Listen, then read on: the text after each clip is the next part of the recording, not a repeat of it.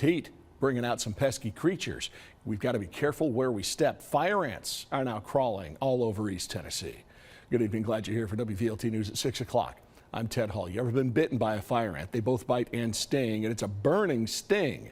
How do we get rid of them? Newport News Erica Lunsford found out a potato chip could do the trick.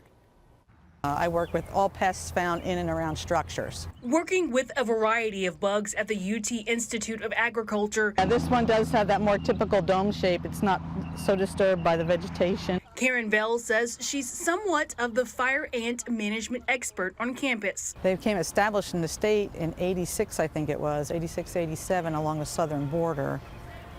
They've been in Knoxville for several years. These ants are notorious for leaving a pretty nasty sting when the colony is trying to defend the mound, biting you and then stinging you with their venom. Well, if they got on me, what I would do is just as quickly as I can, brush them off and then make sure my hands are clear. So you would do the same thing to your pet. Don't try squirting them down with a hose because it doesn't work very well. Vale says aside from their burning bites, they do have some benefits. They feed on all kinds of insects, which means they're feeding on those pest insects you may have too. So pests feeding on your garden plants, the fire ants are going to go in there and eat those caterpillars. So how do you get rid of them? Bill says it's good to spread the bait around the mound where ants will go out and look for food.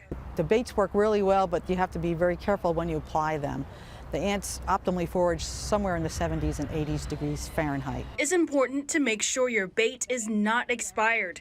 Professor Vale says a good way to check is to place some bait next to a greasy potato chip. If the ant goes for the chip, it's likely your bait has gone bad. In Knoxville, Erica Lunsford, WVLT News. She did make a point of saying it's got to be a greasy chip. Mature colony can have 245,000 worker ants. Now, most of us, if we get bitten or stung, it'll leave a red spot.